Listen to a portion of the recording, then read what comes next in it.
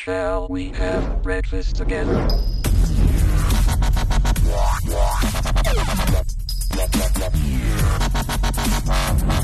Eto na nga guys, panibagong video na naman tayo for today's video.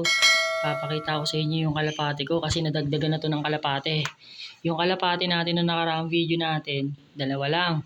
Pero dahil kahapon, dineliver na ng kapatid ko or dinala na dito yung kalapati na 3 sa Paranaque. Kaya naging 5 na yung kalapati natin. Hindi ko nga lang siya na videohan kasi nakalimutan ko. Pero papakita ko sa inyo and time check tayo, alas 8 na ng umaga. Papatuka tayo ng kalapate. Mamaya pupunta tayo dun sa taas.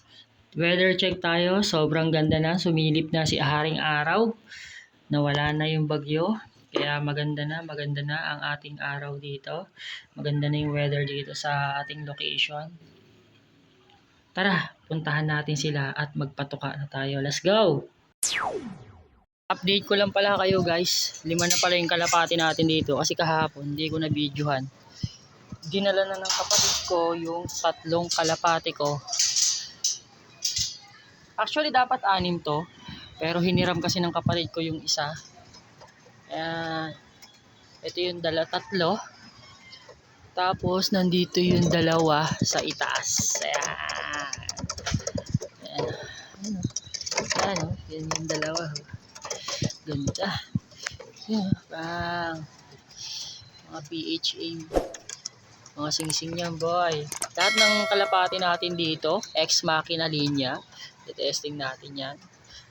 Paparamihin natin. May mga personal ring band yan. Ito, isang blue bar. Grabe. May mga tistis, pansinin nyo kasi yung mga breeder natin yan. Kasi ito yung green cell. Oops, lumilipad. Sige, patukain na natin sila. Let's go.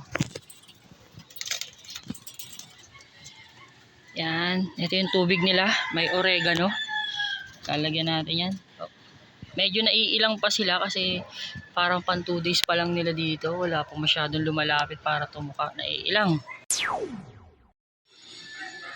Ayan. Isa pa lang ang tumutuka. Kasi medyo naiilang pa sila pumunta sa patukaan.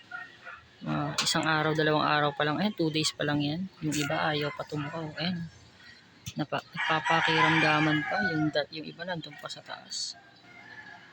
Uubusin na ng isa yan. Bahala kayo dyan. Sige, huwag kayong tumuka. Ubusin mo na, idol. Sige. Ubusin mo na. Ayaw nilang tumuka. Ayaw nyo magsituka mga bugoy ha. Makukulit kayo ha. Naiilang pa kasi guys eh. Ito, hindi na ito masyado naiilang. Pang 2 days nyo na dyan sa kulungan. Kaya medyo nagiging komportable na siya guys. Yan. Yan yung mga paparonday natin. Yung inakay na yan. Tsaka isang dirty blue bar. Tapos yung iba dyan, yung 3. Yung isa dyan magkapares na. Yung green cell tsaka isang blue bar. Papalayian natin yon. Breeder natin yon. Tapos yung isang checkered na nasa kapatid ko. Ipapares natin yon dyan sa isang blue bar. Bali ang magiging paronda lang muna natin dito na tuturuan. 2. Yan.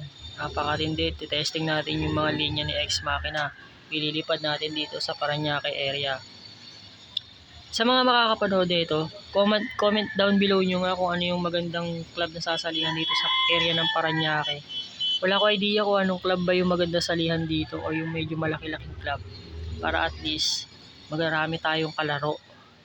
Para mas nakaka-enjoy kasi pag mas maraming kalapating kalaro. Sana magtamasa tayo dito sa linya ng ex machina. Magpakilala sila dito sa Paranaque para solid tayo guys. Siyempre, napakaangas ng ating linya. Titignan natin kung gaano kalupit yan. Ito yung sinasabi ko sa inyo na ex machina line. Yan, itong 2, yung green cell tsaka yung blue bar, magpares yan. Tapos itong isa, yung blue bar, babae ito. Yung kapares nito nandun pa sa kapatid ko sa Fairview.